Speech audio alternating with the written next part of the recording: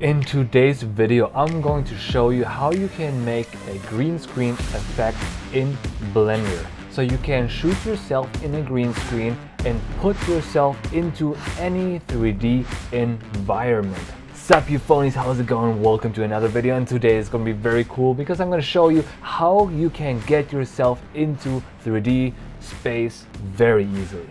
So how do we do this? This is really a 4-step method. The first thing we need to do is shoot our green screen footage. When you do that, make sure that you light yourself evenly, that your green screen doesn't have lots of shadows, then the whole thing is gonna be easier. Done. Step 2 is we need to key out our footage. For that, we need a compositing software. And there is paid options like Aftereffects, what I'm using. There's Nuke. There's also DaVinci, which is free. DaVinci? Or you can do that inside of Blender. In this tutorial, we're gonna use Aftereffects. The next step is gonna be bringing your keyed out green screen footage into Blender so you can build your environment around it. And the very last step is render it all out, bring it back into your compositing software, in that case After Effects, composite everything together, color grade and color correct, add some sound effects and music, and you are done. So let's get started. So I just went downstairs into my green screen and recorded a handful of green screen videos where I just randomly walked around, look around, so I can use and reuse those scenes in different environments, and I lit myself pretty evenly so I can put myself in more different environments. Usually I do recommend having some kind of hotspots, very distinct lighting, because that always helps to simulate your CG lighting and give yourself a way better effect. But if you don't have a green screen at all, for my Patreons and YouTube members, you can use my footage for free. And for today's scene, we are gonna use this one. I'm just walking up to the green screen, looking at the environment. Something amazing must have happened, or something overwhelming. I'm looking up, so there must be something gigantic, and then it just cuts to black. So we're gonna use that scene. Now I'm bringing this into After Effects. Now I have my footage here in After Effects, and now I have to key it out. And the way I'm gonna do that is, I could just try to remove the green screen with a key light, but I'm gonna show you a very advanced method, which is one step more, but you have way more accurate results. And the way I'm gonna do that, I'm gonna duplicate my footage. I'm gonna have it with Control D 2 times on top of each other. You see, it's the same video twice. And the reason for that is I'm gonna use the upper video, the upper layer, I'm gonna use its mask to cut out the lower layer. I know this sounds complicated, but it's gonna make sense in a second. So what we're gonna do is I'm gonna mute my lower layer. Now right click on my upper layer, Effect, Keying, Keyline 1.2. That's the usual way so far. Now I'm gonna pick a green, like somewhere on the dark side close to my body. So as you can see, it has a pretty good result. I do have a lot of grainage here in my shirt and my clothes, but overall it is a pretty clean result. Now, instead of using this as my final output, the final video, I'm just going to use this, but rather use this as a mask for my lower layer. But in order to do that, we have to clean it up a little. So I try to make the whites, everything what is white, which is going to be visible, I'm going to try to make it as white as I can. So I'm going to go on Screen Matte, increase the black level, so basically I'm just increasing the contrast as much as possible until I lose all the whites here in the ground. And now on Clip White, I'm gonna also increase everything what is white until it's completely white. Don't go too crazy, just do as much as necessary so I get like all the shoes completely white. There you go. Now, instead of Screen Matte, if I look at the final result, it's still not perfect. There's a lot of grain in my shirt and in my clothes, but my Screen Matte looks perfect. It's a perfect black to white mask. So of course I can smooth the edges a little, go on Screen Softness, increase the softness just a little bit, Don't go too crazy here, maybe 0.2, and maybe shrink just a tiny bit, maybe 0.2 pixels. And now, instead of, like I said, instead of using the final result, we're not going to use this, we're going to stay on screen matte. I'm going to use the lower layer here. I'm going to use the track matte. So I'm going to use the track matte information of the upper layer, and instead of alpha matte, I'm going to use luma matte. So now it's using this layer here as a mask just to cut out my subject, but it's still using the real colors of my original video. So now all we need to do is just cut out all the stuff around our subject, because we don't need any of this. So I'm going to select my pen tool, or shortcut is G, and go very close to the ground here and just select around my subject until I have my entire subject inside my mask. And make sure to do that on the lower layer. Now when we look at the entire thing, we'll just make sure that it's not gonna cut out your head at some frame or so. Just make sure that's not gonna happen, and it doesn't. Now, last thing, you probably don't see that yet, but when I put a LUT on my footage, I have some LUTs for my camera. So if I put this LUT on it, then I can see that I might have some green spillage on my skin. You probably wouldn't have seen that without the LUT, but with the LUT you can see it. And there's two things we can do. Go on your lower layer again, right click, Effect, Keying, and Advanced Spill Suppressor. That already removes the green from my skin. And you can go on standard, or if you need more advancement, you can go on ultra. And here you can also adjust how much suppression you need. Now, once this is done, it's time to render. So go on Composition, Pre-Render. Let's call it Green Screen Space. Now, very important, when you select your format, how to render, there's one thing very important. So go on your render settings, and instead of RGB, we need RGB and alpha. So for that, go under your format options and make sure to select Apple ProRes 4444. Now you're also going to have an alpha channel available, so you're going to render RGB and alpha. Super important. Otherwise, you're not going to have the transparent background. You're just going to have a black background, and that's not what you want. When you think you're done, make sure to render. Beautiful. Now it's rendered, and we're going to move on to Blender. Starting in Blender, this is how my scene usually starts. I have a camera and a model of a person, and I really highly recommend to you that you're gonna start the same way, that you have a 3D person in the right scale in your Blender scene as a default, because that already gives you always a reference, a scale reference for the rest of your scene. Why? I'm gonna show you in a second. First, we need to add our green screen guy. The way we're gonna do that, we hold Shift and A to import a new mesh. What we need is an image, images as planes. If you're doing this for the first time, you most likely don't have it here. So you go on Edit, Preferences, under Add-ons, just type in images as planes. There it is. Make sure to check this on, and then Save Preferences. Now you two have images as planes. So Shift A, Image, images as planes. Now find your green screen footage, which is for me this thing, and import. As you can see, I have my green screen guy here. He's a little short, way shorter than my person here. So don't make the mistake to start shrinking down your 3D models. No, what you want to do is scale up your green screen guy to more or less the same height your model is. I know my personal height, which is 1.80 m, and this guy is 1.78 m, so I'm just a tiny bit taller than him, and he's also standing a little crooked, so basically this should be the same size, maybe like this, and making sure that I'm standing also on the floor. Okay, this is the first thing we have to look out for, the right scale of our character.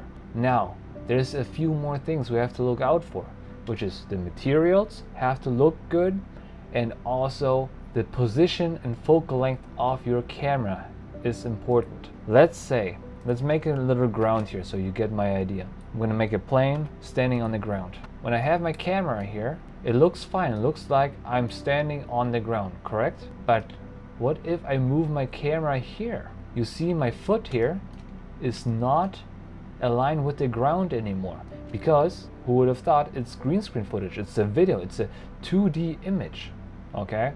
So that's not gonna work.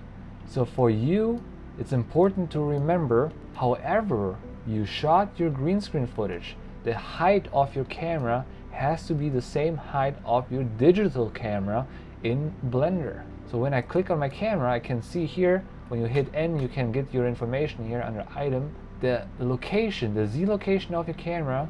I shot it at around head level, my own head level, a little higher, so 1.8 meters. This is how high the camera was. So technically, I can't move my camera any higher or lower than that. Technically, you can always cheat it a little, but be careful, okay? There's only so much you can get away with. And not just the camera position is important, also the camera focal length. I shot this with a 28mm lens. So what you want to do is also using the same millimeter you were using on your actual camera. If you use iPhone footage, it's more or less 26mm. But you can always look those up on the internet if you're not sure what focal length your camera has. But if you have a professional camera, it's always written on the lens. Now, the next thing to look after is the material. And that's always tricky because obviously we're working with a video here. It's not a 3D image. Like this guy is a 3D image and I'm just a video.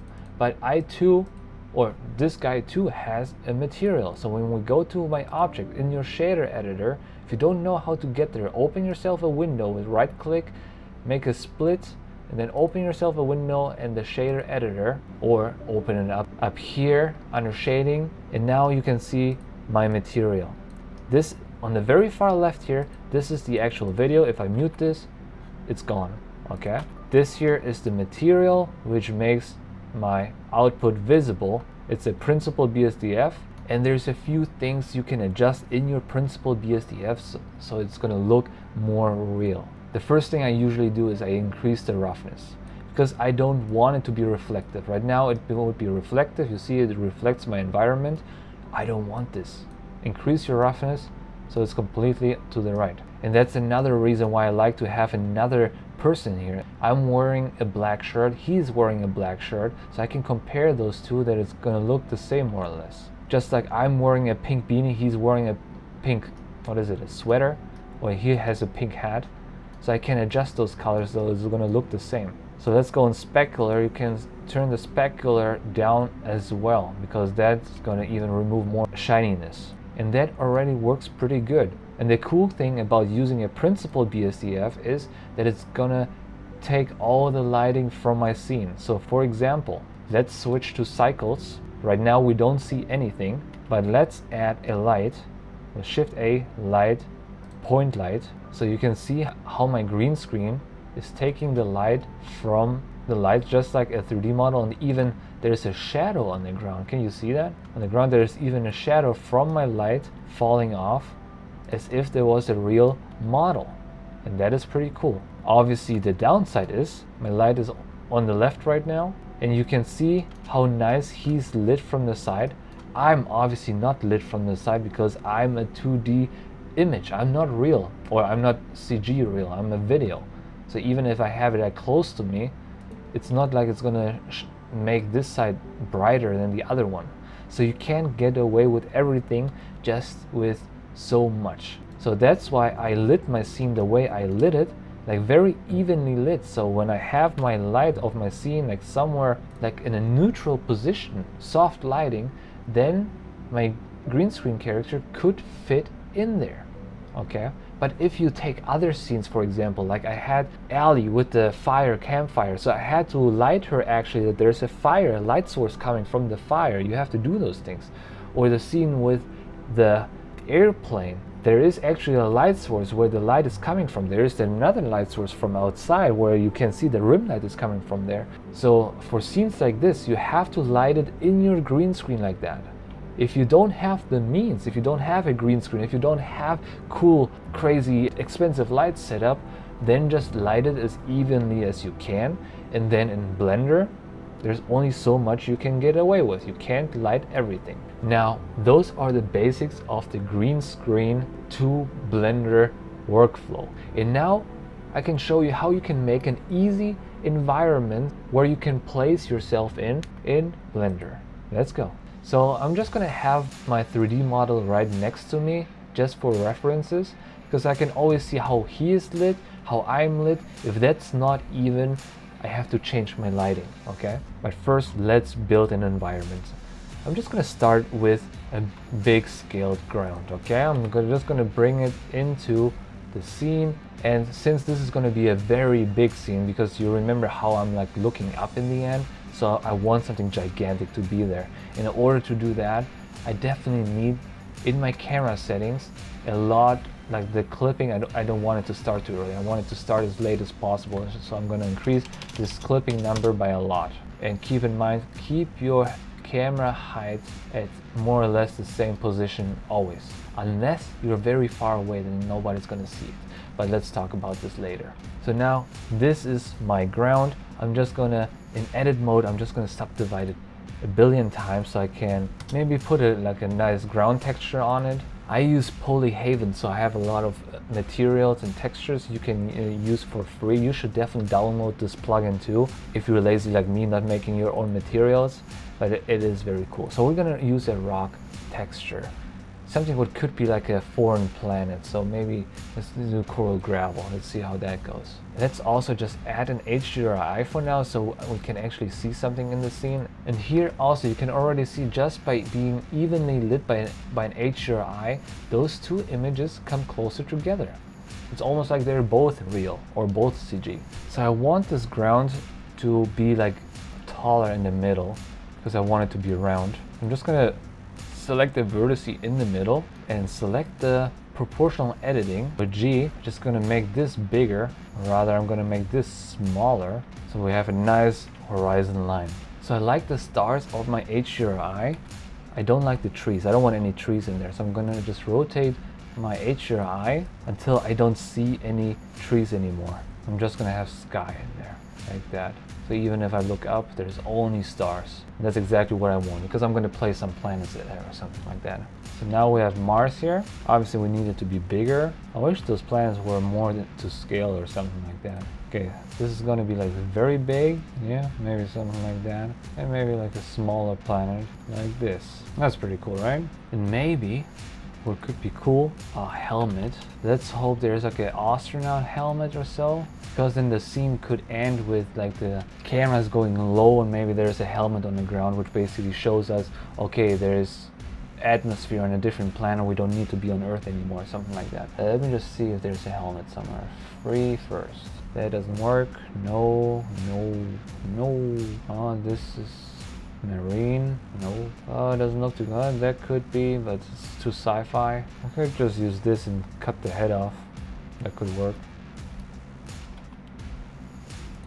So I'm just gonna put this into the ground here.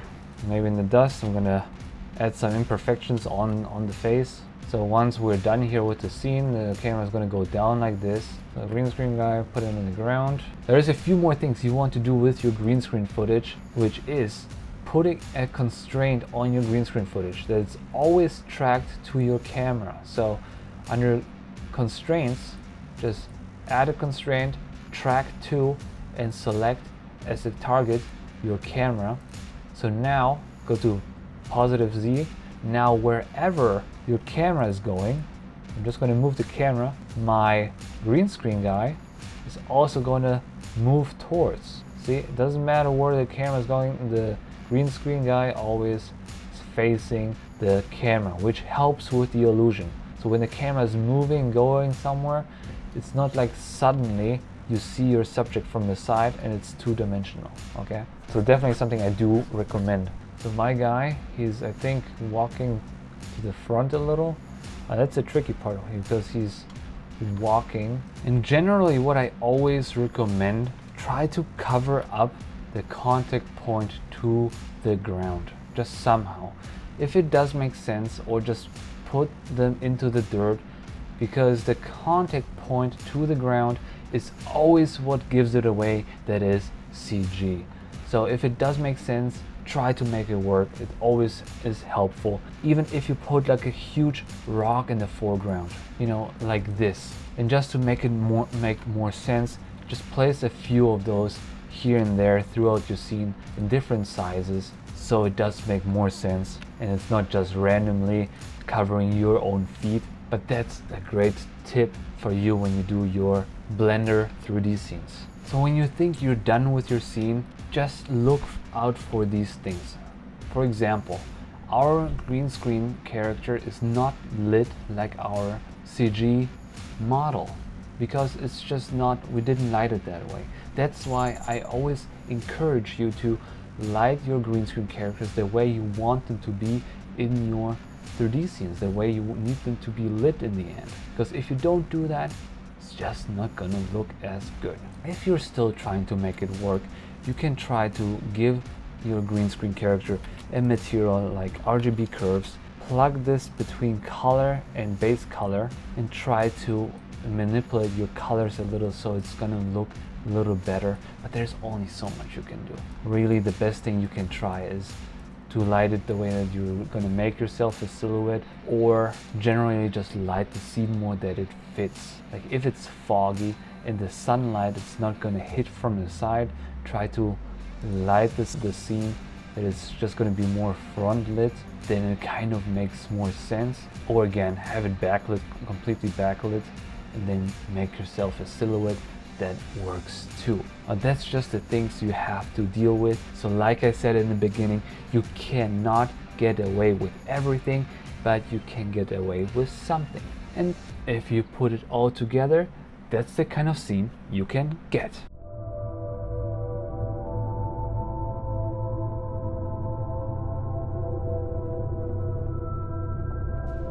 So thank you so much for watching. I hope that was insightful. If you have any questions, please let me know in the comments below. If you want to do a one-on-one where we can walk through your scenes together, go check out my Patreon. Thank you so much for watching and see you in the next video. Toodaloo.